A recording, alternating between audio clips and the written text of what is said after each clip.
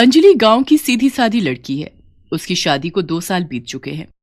उसके पति का नाम राजीव है और वो दोनों शहर में रहते हैं। राजीव वैसे तो नेक दिल इंसान है, लेकिन पराई औरतों के सामने वो पिघल जाता है। इसीलिए अंजलि हमेशा चिंता में रहती है।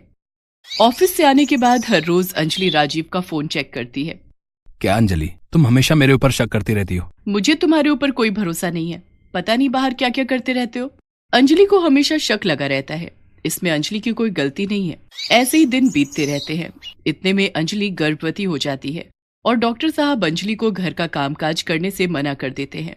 अंजलि राजीव से कहती है, डॉक्टर साहब ने तो मुझे कोई काम करने से ही मना कर दिया है, अब क्या होगा? एक काम वाली बाई रखनी होगी। तुम चिंता मत करो, मैं सब कुछ संभालूंगा। राजीव काम वाली बाई की खोज करता है और 2 दिन बाद रूपा नाम की एक औरत घर पर चली आती है और कहती है, मैंने सुना है आप लोग काम वाली की तलाश में हो, मुझे रख लो, मैं बहुत अच्छा काम करती हूँ।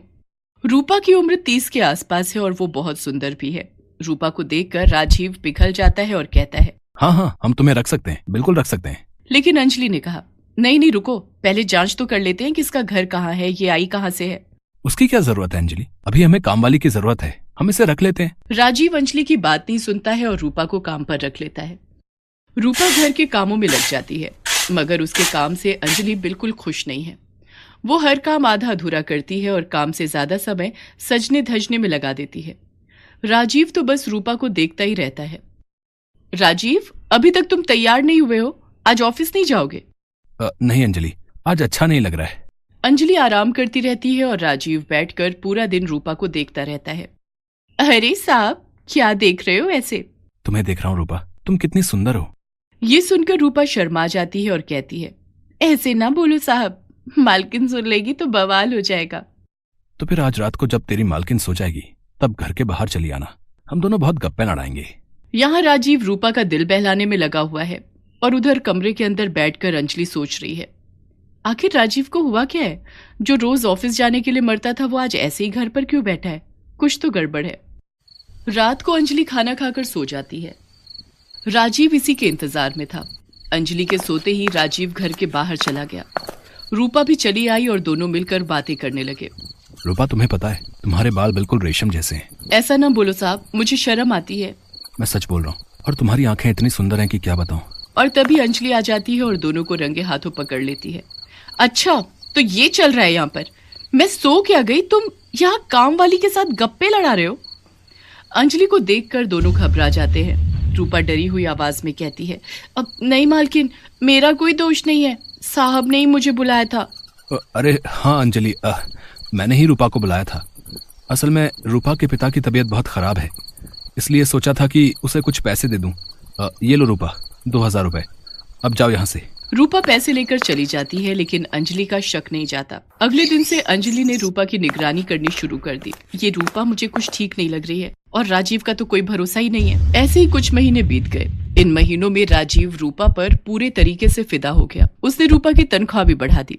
रूपा भी काम चोरी करने लगी। एक दिन अंजलि ने देखा कि उसके कमरे से उसकी घड़ी गायब है। अंजलि ने इधर उधर ढूंढा, लेकिन घड़ी नहीं मिली। अंजलि ने कहा, घड़ी ऐसे तो गायब नहीं हो सकती, कल रूपा आई थी यहाँ, जरूर उसी ने ली होगी, उसके ऊपर मुझे पहले से ही डाउट था।